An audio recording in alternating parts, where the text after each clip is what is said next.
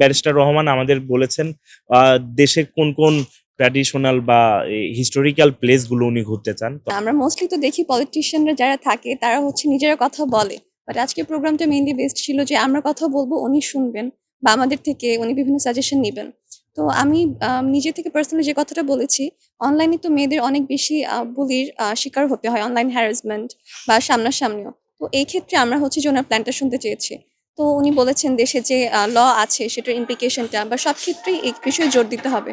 কারণ দেশে 51% যে পপুলেশন তারা যদি এগিয়ে না থাকে, তাদেরকে যদি সাপ্রেসড রাখা হয়, তাহলে তো আলটিমেটলি দেশটা এগিয়ে যেতে পারবে না।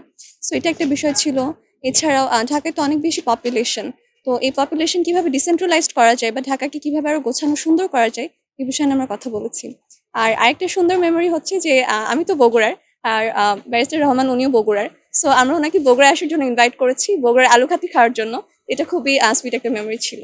উনি উনি খুবই ফ্রেন্ডলি। আমরা নিজেরা একটু নার্ভাস ছিলাম, বাট উনি খুবই ফ্রেন্ডলি ছিল। উনি নিজে থেকে এসে কথা বলেছেন বা আমাদের নার্ভাসনেসটা ভাঙানোর চেষ্টা করেছেন। She is really nice.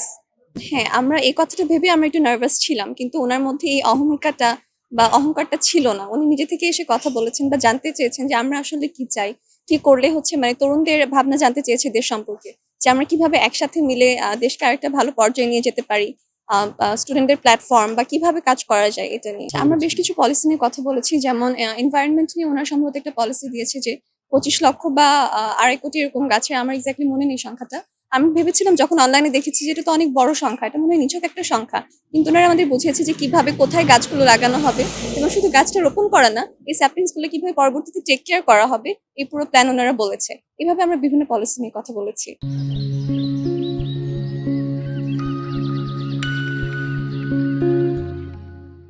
এটা অবশ্যই অ্যামেজিং, কারণ ব্যক্তি হিসেবে মানে এক এক দেখায় বলতে পারলে আমরা বলতে পারি যে মানে অমায়িক। উনি খুবই ফ্রেন্ডলি ভাবে আমাদের সাথে কথা বলেছেন। উনি জানতে চেয়েছেন আজকের যে আমাদের মেইন টার্গেটটাই যেটা ছিল, উনি জানতে চায়। সব জায়গায় তো হয় নেতারা শুধু বলে যায়, সবাই শুনে। তো লিডারশিপটার জায়গায় যে লিডারশিপে উনি আসতে যাচ্ছেন, সেটা উনি শুনে প্রবলেমগুলো জেনে তারপরে উনি মাঠে নামতে যাচ্ছেন।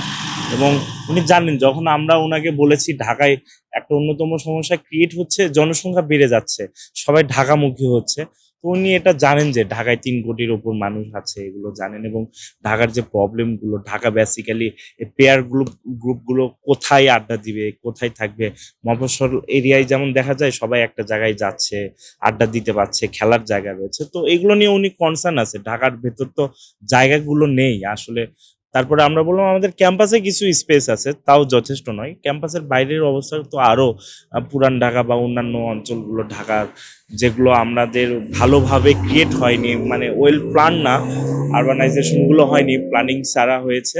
সেগুলো নিয়ে উনি কনসার্ন, এবং কিভাবে ঠিক করা যায় এগুলো আমাদের কাছ থেকে উনি জানতে চেয়েছেন। আজকের এই আড্ডায় হচ্ছে ঢাকা শহরে বিভিন্ন বিশ্ববিদ্যালয়ের শিক্ষার্থীরা ছিলেন।